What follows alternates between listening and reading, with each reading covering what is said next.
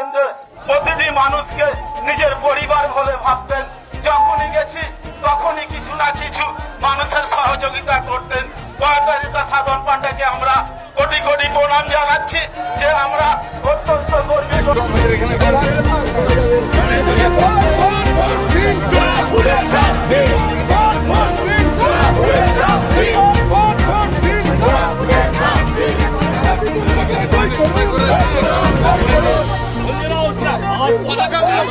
মানিকতলার মেয়ে, মানিকতলার প্রার্থী, তৃণমূলের প্রার্থী শ্রেয়া পাণ্ডে একেবারে এবার আবাসনে এলাকাও ঘুরছেন, এবার আবাসনেও টার্গেট, আবাসনেও তো ঘুরতে হচ্ছে নাকি? হ্যাঁ, এই 13 নম্বর ওয়ার্ডে অ্যাকচুয়ালি অনিন্দ্য দাস ঠিক করে দিয়েছে যে আমরা এখান থেকে শুরু করছি আজকে ন্যাচারাল ভিউ থেকে।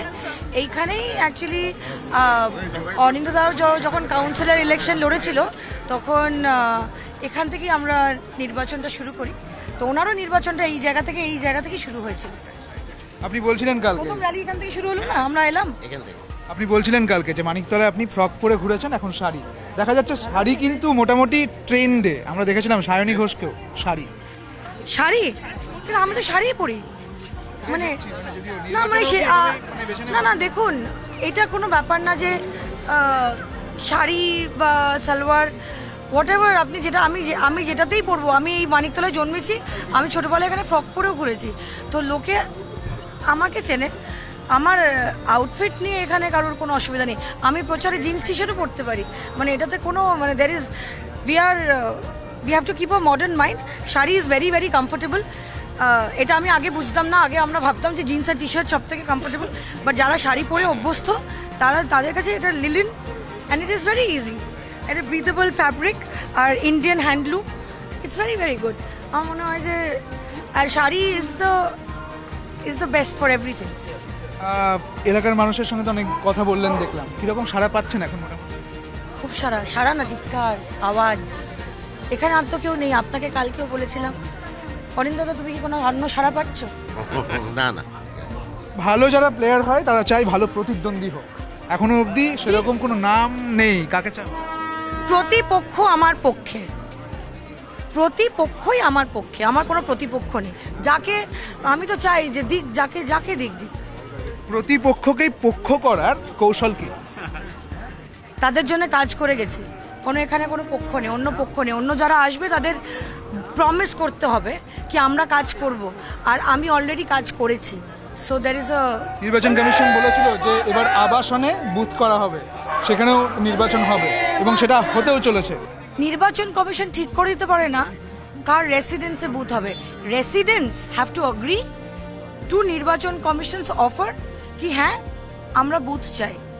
যদি ওরা না অ্যাগ্রি করে, জোর জবরদস্তি কারোর এখানে বুথ করা যায় না। যেরকম আমি জানি যে একটা আবাসন রিফিউজ করেছে সাউথে, যে এখানে বুথ করা যাবে না কারণ এখানে আমরা বাচ্চারা খেলে। অ্যান্ড সবাই চায় না যে পলিটিক্যাল যে দিনের যে সিকোয়েন্সটা, মানে যেখানে লাইন টাইন বা সিআরপিএফ, এটা ছোটদের এফেক্ট করে। তো অনেক কমপ্লেক্স, এটা অ্যালাউ করছে না। আপনি বলছেন যে নির্বাচন কমিশন চাইছে, নির্বাচন কমিশন এখন তারা যা ইচ্ছে চাইতে পারে, তাদের ইচ্ছা, চাওয়ার তো কোনো শেষ নেই। কিন্তু সেটা লোকের বাড়িতে আমি ঘর বানাবো, লোককেও তো জিজ্ঞেস করতে হবে, আরে তুমি ওকে যে তোমার বাড়িতে ঘর বানাবো? এই যে এত দৌড়ঝাঁপ চলছে, আরও চলবে, এটা সবে শুরু হয়েছে, রুটিনটা কিভাবে সাজিয়েছ?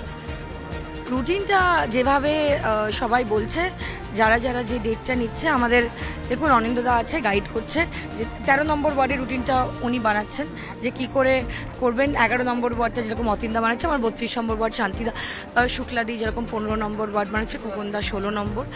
এবং নিজের টাইমিং, মানে এই খাওয়া দাওয়া কীরকম চলছে, মোটামুটি টাইমিং কীভাবে সেট করা আছে? আমি অন দ্য গো সবসময় খাই, আমি always on the go. There is no food is not মানে ওই খাওয়ার একটা time, everything can be done, মানে অন দ্য গো। বাবা রাজনীতিক ছিলেন এবং মা রাজনীতিক। বাবা মায়ের থেকে রাজনৈতিক কিছু শিক্ষা কৌশল এগুলো আসছে, মানে মায়ের থেকে আসছে? দেখুন, অ্যাডভাইস আসে।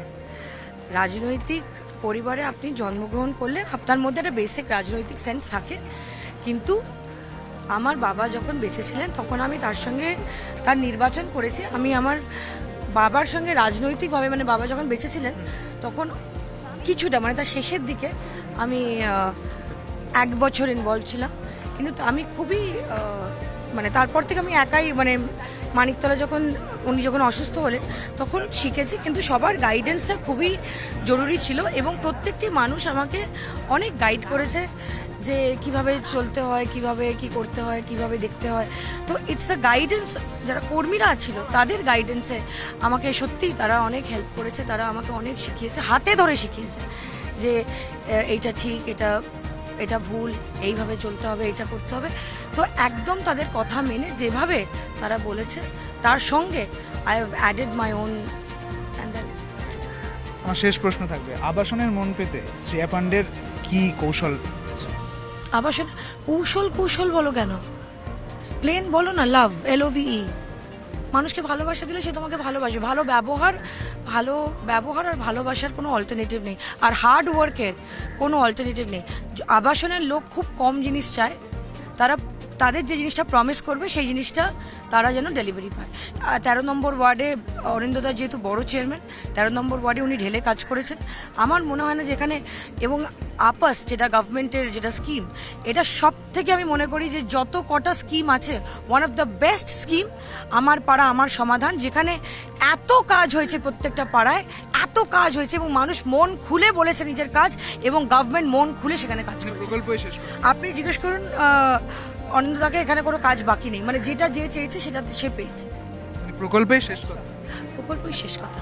এখানে হ্যাঁ একটা সমস্যা আমি মনে করি যে আছে, সেটা হলো আমাকে একটা লোক কালকে বলেছে যে এখানে খুব জঞ্জাট হয়। আমি বললাম জায়গাটা দেখো, তুমি কলকাতায় প্রবেশ করছো উল্টোডাঙা, তুমি শ্যামবাজার মোড়, 5 পয়েন্ট ক্রসিং, মেন ক্রসিং, তুমি বাইপাস, লোকে যদি হসপিটাল যায় প্রাইভেট হসপিটাল, বাইপাস একটা ক্রসিং, মোহনবাগান ইস্ট বেঙ্গলের ফুটবল হয় তার উল্টো দিকেও কিন্তু মানিকতলা। তো এই পুরো জায়গাটা জমজমাট, এখানে উল্টোডাঙা স্টেশন। তো এত লোক, আমরা তো চাই জমজমাট হয়ে থাকুক জায়গাটা। কাজেই যেটা বোঝা যাচ্ছে যে শ্রেয়া পাণ্ডে যখন এখানে প্রচারে নেমেছেন, এখন আবাসনে রয়েছেন তিনি বলছেন যে প্রতিপক্ষের পক্ষ পেতে ভালোবাসায় শেষ কথা। ক্যামেরায় খোকনের সঙ্গে সুদীপ্ত, নিউজ 18 বাংলা।